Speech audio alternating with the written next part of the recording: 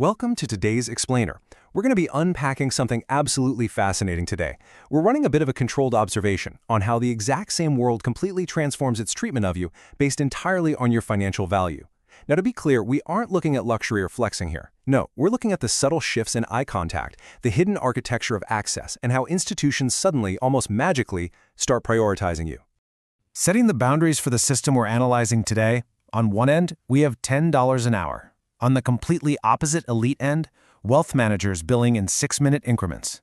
This whole explainer is going to explore the space between these two realities. Because, as we'll see, the physical environment doesn't actually change as you climb.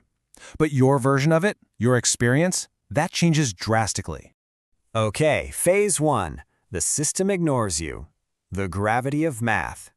So this is the absolute lowest level of systemic treatment. At $20,000 a year, which is roughly $10 an hour, you are processed, you are definitely not prioritized, you don't get to have preferences, the number basically makes every choice for you, and it follows you everywhere.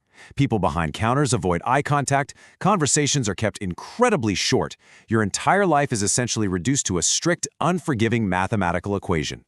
You're forced into this exhausting web of just impossible trades. Putting $20 in the gas tank literally means skipping groceries. Buying groceries means you're delaying the phone bill. And pay attention to how this system treats you here. It's with suspicion and delay, right? If a card declines, you have to wait. The cashier sighs, the whole line waits. You're just trapped in this endless mechanical loop of sheer survival. The absolute most crucial takeaway is right here. You don't manage money, money manages you. The real trap isn't laziness, not at all. It's the permanent, grinding fear that this survival loop is just never gonna end. When money manages you, you're at the absolute mercy of the system's schedule instead of your own. Moving up to Phase 2, the arrival of space, the quieting of panic. As you step up into the $35,000 to $50,000 range, the systemic tension actually shifts. It moves from this chokehold right at your throat down to a heavy weight on your shoulders. You finally get some space. You get a door that actually locks, a landlord who, believe it or not, returns your phone calls. The absolute panic dulls down into a low, quiet hum of awareness. You can fill up your gas tank all the way to the top, and for the very first time, you can actually start looking forward. But wow, here is where the system plays a fascinating psychological trick on you. Your physical reality is finally functional, right? Bills are paid, fridge is full. But your psychological reality, it's often filled with this strange disappointment. You did everything right and the result just feels kind of ordinary.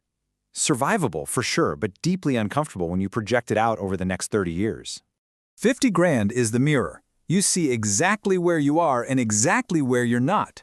It is incredibly uncomfortable to just sit in the middle of this view. You can clearly see the $20,000 life you just barely escaped, but you can also clearly see the $100,000 life you are suddenly intensely hungry for. You become highly aware of your exact place in the system. All right, let's step into Phase 3, the door to nowhere, the illusion of arrival. This is where the system finally acknowledges you, but man, it introduces entirely new, hidden complexities. 6 figures. It's the heavily chased mark, right? But the reality is, in places like New York or San Francisco, after taxes take their cut, $100,000 is often just survival money dressed up in a really nice job title. You thought you were arriving somewhere, but you kind of just walked into a bigger room with more doors. At this altitude, your systemic identity completely splinters. To your family back home, you're wealthy. To your coworker, you're average. But to your neighbor, you're broke. Because the system's perception of you is now entirely relative, people at this level start protecting their numbers with silence. It's funny. Suddenly, everyone has an opinion on money they've never actually held themselves. 6 figures is a door, not a destination, and what's on the other side is a big question mark. You eventually realize that chasing the money, well, that was the engine keeping you going all along. Actually having it feels completely different than wanting it. And without that hunger driving you, you're left with options, sure, but absolutely zero clarity on what is supposed to drive you next. Ascending further to Phase 4, the silence of altitude, the experiential gap. Up here, between $150,000 and $250,000, the environment becomes vast.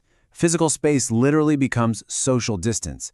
You simply forget what financial panic feels like.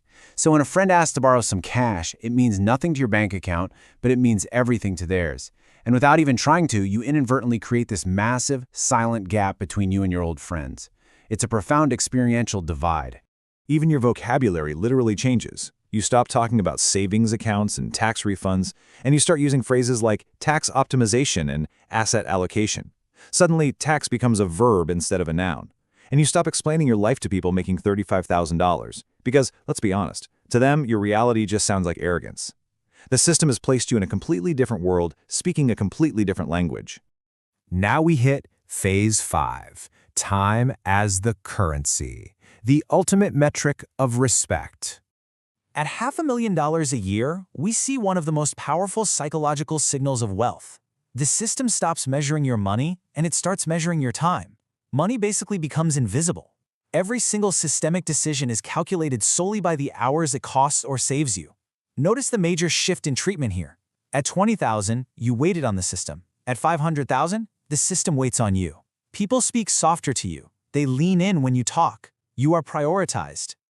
500,000 buys distance from struggle, from people, from the version of yourself who understood $10 an hour. There is just a profound isolation at this level. You haven't just bought a nicer life, you've bought distance. Distance from struggle, and honestly, distance from the person you used to be. The person you were back in that parking lot, eating a $5 meal between shifts, well, they wouldn't even recognize the person you are right now. Bringing us to our final observation, Phase 6, the system bows down, unlocking the hidden architecture. This is the apex, $1 million a year. And notice how quiet this is. At this level, the number is almost never spoken out loud. It exists totally invisibly in tax documents, in wire transfers, and in the structural access it provides. You don't need to flex it, you don't need to wear it. The system already knows it's there before you even walk into the building. This is how true structural access works. You no longer wait in lobbies. You are escorted. Doors open automatically for you. And it's not because of fame, but because your judgment and your capital are highly useful to the elite architecture of the system. You are invited into the rooms where the decisions are actually made. The system doesn't just process you anymore or even accommodate you. It actively bends to protect you. At $1 million, money stops measuring your worth and it starts measuring your reach. That perfectly summarizes the core takeaway of our entire explainer. Reach changes absolutely everything it touches. Think about it. The physical environment never actually changed. The banks, the streets, society, they're all exactly the same. But the system's reaction to your value completely transformed your reality within it. Which leaves us right here. Somewhere, right now, someone is sitting in their car, making $10 an hour, looking at a cracked phone screen, thinking this whole journey is just about acquiring a bigger number. But the true cost of climbing this cold, mechanical system isn't just the time or the effort. It is a complete structural shift in identity. As the system changed how it treated you, who did you become in the distance? Something to really think about. Thanks for joining me for this explainer, and I will catch you in the next one.